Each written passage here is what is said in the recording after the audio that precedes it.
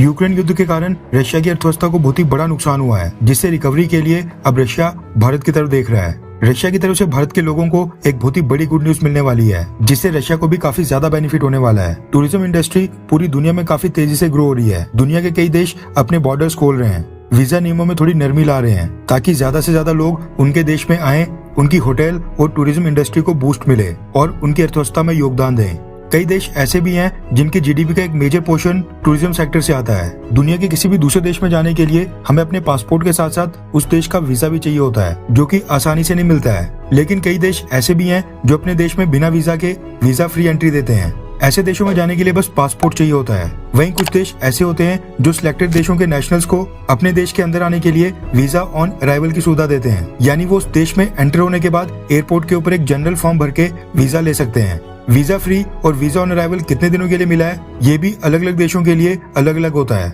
कुछ देशों के लिए 10 से 15 दिन वीजा फ्री या फिर वीजा ऑन अराइवल हो सकता है, तो वहीं कुछ देशों के नागरिकों के लिए 1 या 2 महीने तक।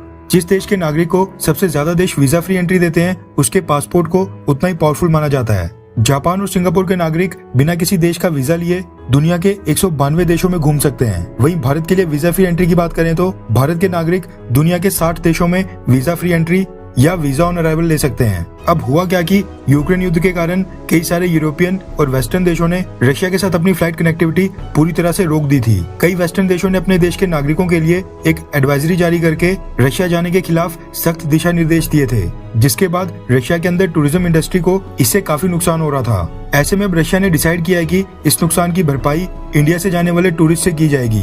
रेफरेंस के लिए आपकी स्क्रीन के ऊपर द इकोनॉमिक टाइम्स के आर्टिकल का स्क्रीनशॉट है, जिसके मुताबिक रशिया भारत के नागरिकों के लिए वीजा फ्री एंट्री देने की तैयारी कर रहा है। वीजा फ्री होने के बाद भारत के नागरिकों को रशिया के वीजा के लिए अप्लाई नहीं करना पड़ेगा। अभी के समय रशियन वीजा के लिए पहले रशियन एम्बेसी या फिर रशिया के कॉन्सुलेट में जाकर अप्लाई करना पड़ता है, जिसकी फीस 10,000 से लेकर 22,000 के बीच में है, और रशिया का वीजा 1 महीने से लेकर 1 साल तक दिया जाता है। लेकिन वीजा फ्री होने के बाद ना ही रशिया के वीजा के लिए अप्लाई करना पड़ेगा, ना रशिया की एम्बेसी या फिर उनके कॉन्सुलेट जाना पड़ेगा, ना ही कोई वेट और ना ही कोई फीस पे करनी पड़ेगी। बस भारत के पासपोर्ट की जरूरत होगी, जिसके ऊपर हमें रशिया के अंदर और रशिया के बाहर जाने की एंट्री होगी। रिपोर्ट्स के मुताबिक रशिया भारत के लिए वीजा फ्री करने से पहले भारत के नागरिकों के लिए जल्द ही ई वीजा फैसिलिटी की शुरुआत करेगा, जिसके बाद भारत के नागरिक घर बैठे बैठे रशिया के वीजा के लिए अप्लाई और उसको प्राप्त कर सकेंगे, और फिर उसके बाद वीजा फ्री एंट्री की घोषणा की जाएगी। ये जानकारी अलीना आर्तियोनोवा ने टाइम्स ऑफ इंडिया को दी है, जो कि मॉस्को सिटी टूरिज्म कमेटी की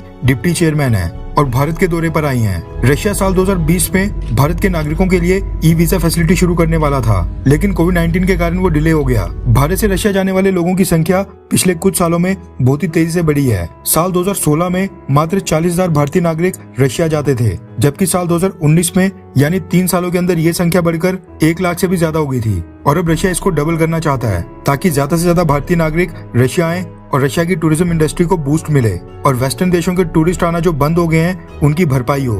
खैर, अगर आपको मौका मिले तो क्या आप रशिया जाना पसंद करेंगे, हाँ या फिर ना? नीचे कमेंट करके अपनी राय जरूर बताएं।